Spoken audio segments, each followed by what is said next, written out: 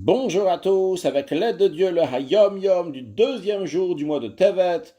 En 5703, c'était le septième jour de Hanouka.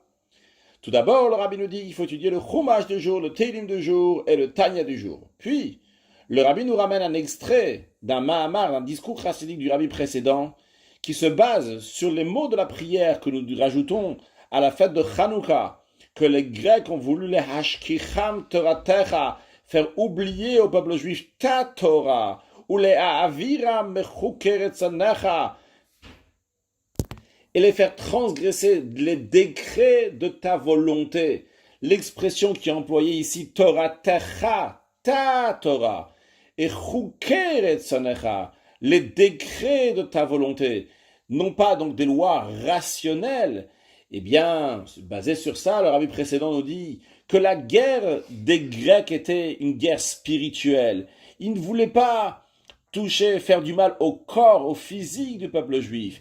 Ce qu'ils voulaient, c'est faire oublier la Torah de Dieu et les faire transgresser la volonté des lois de Dieu.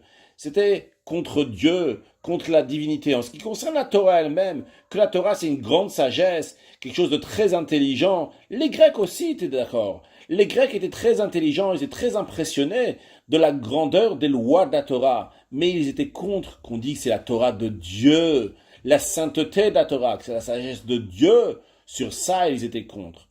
De même en ce qui concerne les mitzvot, les commandements de Dieu, en ce qui concerne les lois qui sont des mishpatim, des lois qui sont logiques, comme respecter ses parents, donner la charité, ne pas voler, ne pas brigander, même dans des mitzvot qui s'appellent des eidot, des témoignages, comme le Shabbat qui témoigne sur quelque chose, la fête de Pessah, etc. Sur ça aussi, les Grecs étaient d'accord.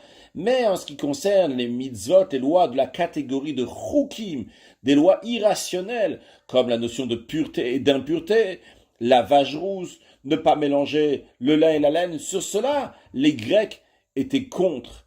En effet, le rabbi ramène dans le Hayom Yom, donc le rabbi précédent ramène du Midrash, qu'il disait aux Juifs, écrivez sur la corne de vos taureaux que vous n'avez pas part dans le Dieu d'Israël. C'est-à-dire que toute la guerre était contre la divinité. En ce qui concerne étudier la Torah, ça ne dérangeait pas les Grecs. Étudier la Torah.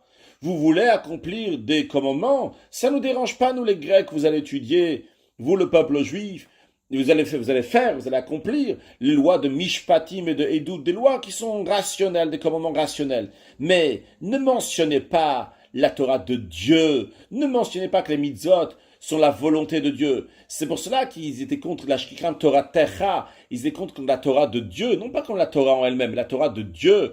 De même dans les lois, ils étaient contre Chukei Retzonecha, ils étaient contre les lois irrationnelles. Ils ne voulaient pas qu'on va mentionner dans la Torah et dans les mitzvot la notion de divinité.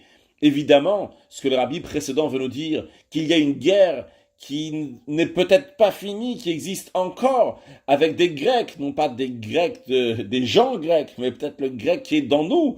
Et il faut se battre contre ce grec-là, ne pas le laisser rationaliser et nous faire oublier la divinité, mais au contraire, amener encore la divinité, vaincre le grec comme c'était à l'époque. De nos jours aussi, on va vaincre le grec qui est dans nous et accueillir Mashiach, now, un excellent Yom.